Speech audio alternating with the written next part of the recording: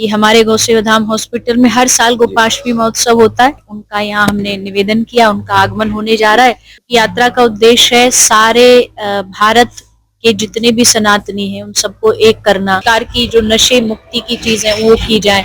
कोई ब्रज भूमि आता तो हम भी कहते हैं पहले यमुना जी जाओ। प्रेस वार्ता में पूज्य देवी चित्रलेखा का संदेश। 29 अक्टूबर को गौ सेवा धाम हॉस्पिटल होटल में गोपाष्टमी कार्यक्रम में पंडित धीरेन्द्र शास्त्री होंगे शामिल।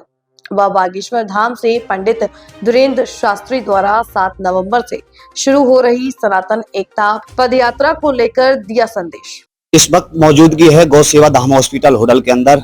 सनातन एकता पदयात्रा निकाली जा रही है 7 नवंबर से 16 नवंबर तक, जो दिल्ली छतरपुर कातानी मंदिर से लेकर के बांके बिहारी मंदिर समापन होगी। तो हमारे साथ मौजूद है देवी चित्रलेखा जी, उनसे जानेंगे सनातन एकता पदयात्रा को लेकर के उनका क्या कहना। जी नमस्ते।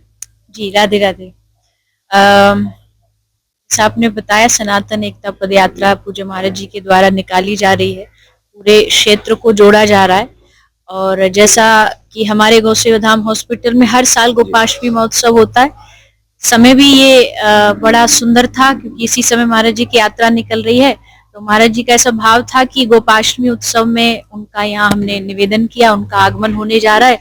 तो उस महोत्सव में ही सबको इस एकता यात्रा के लिए निमंत्रण देना, क्योंकि यात्रा का उद्देश्य है सारे भारत के जितने भी सनातनी हैं उन सबको एक करना, जातिवाद को मिटाना, अपने भीतर समरसता एकता का भाव मन में रखना।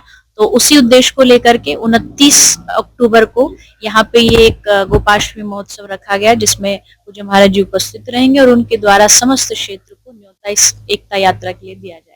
देवी जी बात करें, महाराज जी ने उसमें जो संकल्प लिखे हुए हैं वो लिखे हुए हैं, भारत को हिंदू राष्ट्र कैसे बनाया जाए, गौ माता को राष्ट्र माता का दर्जा कैसे मिले, यमुना मैया को स्वच्छ और सुंदर कैसे बनाया जाए। इस चीज को लेकर के आप क्या कहें? देखिए, ये हमारे भारत भूमि की पहचान है। गाय, गंगा, यमुना महारानी ब्रज की पहचान है। अगर पूरे विश्व से कोई ब्रज भूमि आता तो हम भी कहते हैं पहले यमुना जी जाओ, लेकिन जब वो यमुना जी जाता है और वहां की अशुद्धता देखेगा तो कहीं ना कहीं उसका मन खिन्न होता है।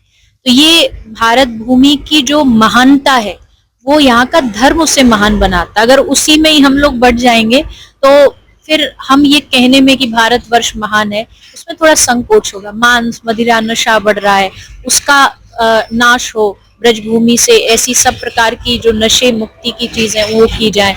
तो इस यात्रा से कहीं ना कहीं लोगों में वो जागृति आती है, और जागरण बहुत आवश्यक है क्योंकि आदमी तभी किसी चीज को अपनाता है जब उसमें जागृति आती है। तो ये यात्रा उस धर्म को, अपने हिंदू राष्ट्र के लिए, अपनी गौ माता के लिए रखी गई है, और सब संत यही चाहते हैं। सब संतों का एक ही उद्देश्य है, और सब संत पूज्य महाराज जी से कदम मिला करके उनके इस संकल्प में अपनी अपनी भागीदारी निभा रहे हैं।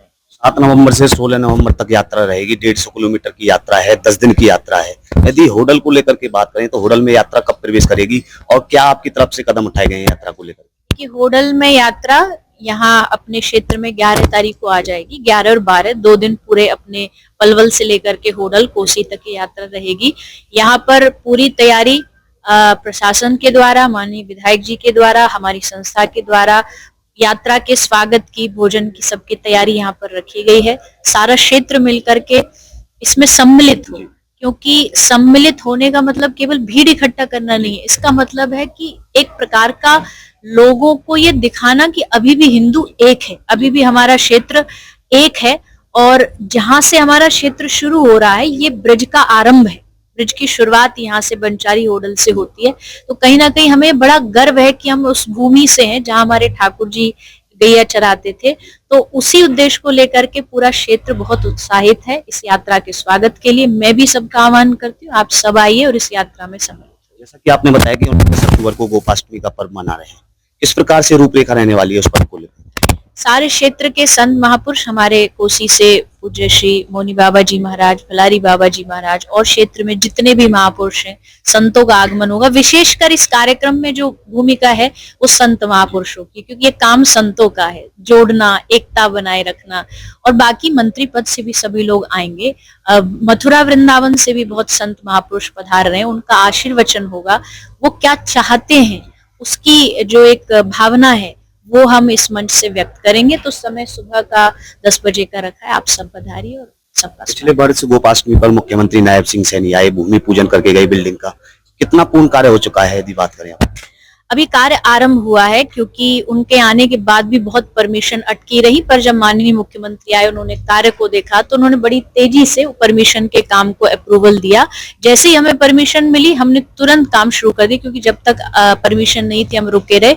लेकिन अब कार्य बड़ी तेजी से आरंभ हो चुका है, पूरा कंस्ट्रक्शन का काम लगातार यहाँ पे नए अस्पताल का शुरू हो। सनातन एकता पद यात्रा और गोपाष्टमी के कार्यक्रम को लेकर के खास संदेश देना चाहोगे पलवल के लोगों को?